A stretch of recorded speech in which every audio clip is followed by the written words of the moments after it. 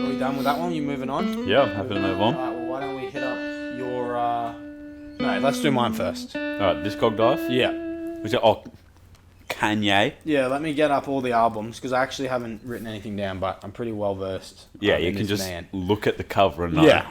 So, we started with the College Dropout. Through the Wire came out after he had his car crash. What a devastating time, but he survived, and the rest is history. Thank God for that. Yeah, rest is history. So, I wonder what hip-hop would sound like now if Kanye did die. Mate, I don't even know. Kim Kardashian would still be making porn. Well, maybe. So, so this album opens up with an intro. Then we got We Don't Care, Graduation Day, All Falls Down, I'll Fly Away, and Spaceships is sort of like the nucleus, the first 5 songs. And We Don't Care, really great song. Nucleus. Talking about... That's nice. So I this... like that a lot. The nucleus. So the overarching theme of this whole album and sort of the run of the College Dropout, Late Registration, and Graduation is sort of someone that is sort of in college, and how dropping out of college, like Kanye West did, was beneficial for him, and how he doesn't believe that college is the answer. Yeah, like for everyone. Yeah. Yeah. But let's see what he does with his kids. That's a good point. So We Don't Care. He's talking about like he doesn't care what people say anymore.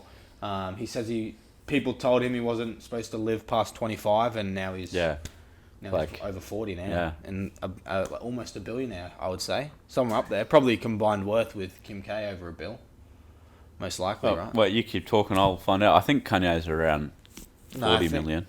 How much? 40. Yeah, I think he might be around 100. When he releases music, because I know it fluctuates. Yeah. So last time I checked, after he released the run of albums, maybe half a bill. So Okay, mate, he is higher than I thought. What's he at? 250 million. Yeah, and Kim K is probably like 300. So yeah, I reckon half a bill. Yeah, well, he has all the clothing lines and everything. He's worth 350 million. See, so there you go, 600 million. Yeah. So yeah, some quick maths. half a bill. And then Graduation's a quick one. Graduation Day, rather. And then All Falls Down, I'll Fly Away, and Spaceship. Really great run. Spaceship's a really cool one. He's talking about how one day he'll get a spaceship and fly away. Really cool. Then we have the 4 essentially, but there is a skit in between. But Jesus Walks, Never Let Me Down, Get 'Em High, and New Workout Plan really introduced me to Kanye West, because this was my first Kanye West album. And this run of 4 songs were iconic at the time. Jesus Walks is still one of my favorite Kanye West songs. Never Let Me Down talks about some pretty serious topics. Get 'Em High and New Workout Plan is iconic. That's right, put in work, move that ass, go berserk. Absolute iconic. Just the way he says it so drowsily. Really great. And then towards the end, Through the Wire, like I said, Heavy Hitters, which isn't really on a lot of albums. It's sort of like a hidden track. Last Call, which goes for about 13 minutes. And then one of the greatest songs that he also has, 2 words. I just really like how he just says 2 words per line for the whole song. And they're just sort of like opposites to each other, and it's really cool the way he does it. Oh, yeah, I know what you mean. Then we're going to move on to Late Registration.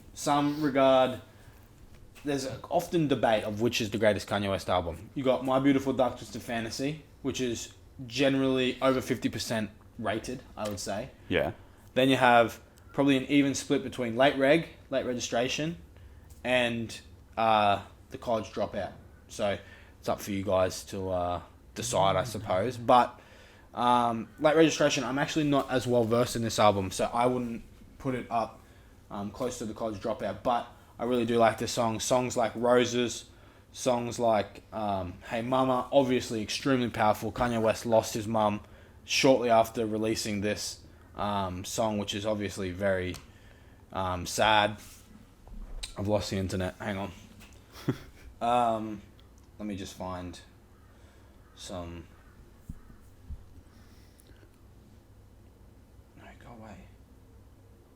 If anyone wants to know what living in Australia is like, it's what is it? intermittent internet. With snakes. With snakes. You reckon? Yeah. Nah, the internet's just been bad lately. It has been It's really not bad even here. like that normally. Yeah, heard him say, touch the sky. Oh, it's back now. After I disconnected from the Wi-Fi too.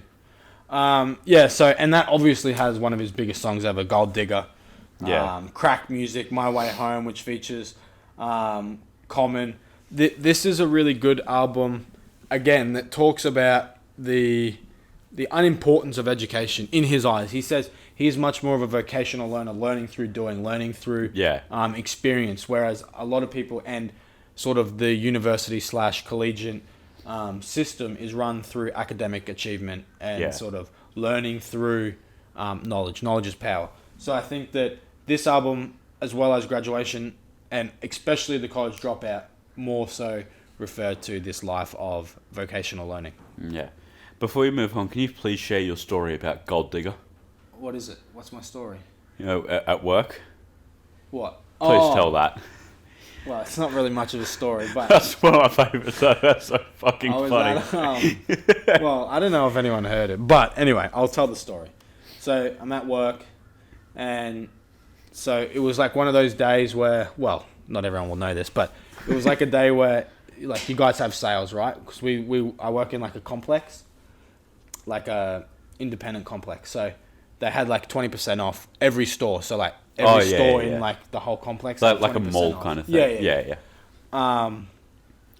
And so everyone was sort of like everyone was buzzing. Yeah, all the places, like all the stores were like doing like people were standing outside handing out flyers or whatever.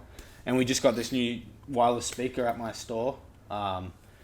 And so we plug it in, and a girl at my work, I won't say her name, but she comes up and she's like, yeah, I'll put my music on. She comes out, we pop the thing outside, and she says, I'm going to play whatever. She starts playing this other stuff, but no one's really feeling it. Yeah. And then she was like, oh, just put on whatever. So she went into her playlist, and it was like on shuffle. And Kanye West Gold Digger came up. Yeah. And I was just like, she was like, does this have swearing? And I was like, I don't know. Now I ain't saying she a gold digger, but she ain't messing with no broke. When quite clearly, now in hindsight, does have the N-word multiple times. Like in the first 20 seconds. Yeah. And so we put it outside, and we're just playing it. And at this point, it's like quite loud out the front. And she puts it on, and like everyone like sort of walks away or whatever. And I walk outside, and I hear it, and I just like walk straight back in, and I'm like, you got to change the song. Yeah, that's basically the story. I fucking love it. Yeah, I don't know if anyone heard it. We weren't too busy at the time, luckily. So. If you heard that happen, please let us know. If you were there on that day, I doubt it. It's very... The chances aren't in our favour. Yeah, exactly. That's one of my favourite stories. So yeah, this album really great. And there you go, you have a nice little story. I really liked Lupe Fiasco's verse on Touch the Sky, Jamie Foxx obviously on Gold Digger, Diamonds from Sierra Leone, which had Jay-Z. Not the first time that they were together, but Gone with Killer Cam. This album, even though I didn't listen to it too much, it introduced me again to more artists, and I think that that's one thing that Kanye has been really good at, is sort of having these artists sort of all in one group, and then I'm like, oh, I really like this Killer Cam guy, and I go out and listen, and now I really like his discography. And same with Consequence and Common and Q-Tip and Lupe Fiasco, guys like that I'd never heard before. Yeah, exactly. Lil Pump. Oh yeah, they do have a song together. They do. I wish I said Lil Pump first. So that's that. Then we move on to Graduation. Again, not one I'm a massive fan on. Still really good, still really important. And I think that this is where rap went pop. And I think that Kanye was a big instigator in that. Obviously, the next album, 808s and Heartbreak, sort of built upon that and heavily auto-tuned. But songs like Stronger, Good Life, Flashing Lights, and Can't Tell Me Nothing, which is an iconic scene in The Hangover, when they first come to Vegas, and it's like, Dad, turn the lights out. No, wait, I'm singing a different Kanye West song. That's on My Beautiful Dark Twisted Fantasy. What's that song? Are you ready Yeah. to sack? That's Monster. But Can't Tell Me Nothing, when they come first into Vegas and it's sort of showing the shot over the top. They actually play 2 Kanye songs. I think that's why I'm thinking of that. Yeah, they definitely play Monster and that song. But yeah, those songs were very pop inspired, and I think Kanye was well ahead of the curve there, and then he pushed it even further with the next album, 808s and Heartbreak, which controversially could be my favorite album. It's one of my favorites. I haven't listened to all of them. Yeah, I think that it's not the best technically. I think albums like Late Registration and The College Dropout are better, and if I was ranking them in terms of greatness and in terms of overall skill and sort of brevity of the album, I would probably rate those 2 higher. But 808s and Heartbreak is what fun. sounds good. Yeah, exactly. Yeah. RoboCop is one of my favorite songs. I just love how cold he sounds on that. This album has no swearing on it too. I do remember you telling me that. Yeah. Paranoid, really great. Streetlights, really great. Heartless, obviously iconic track. Heartless and Streetlights are probably my 2 favourites off the album. Yeah. Love Lockdown, Bad News, See You in My Nightmares, Coldest Winter. I just read the whole album out. Just a great album. Overall, Didn't he made it not explicit just to see if he could, didn't he? I'm not sure, but he did make it fully like not explicit. Yeah.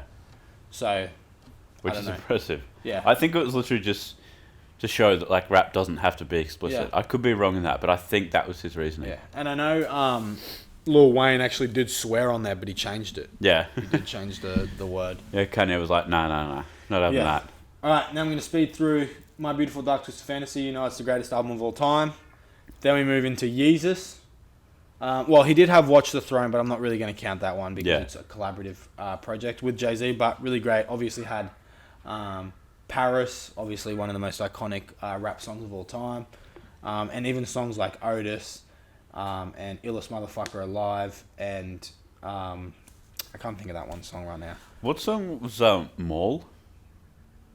Like he had Mall in the chorus? Like Oh, that's All Day.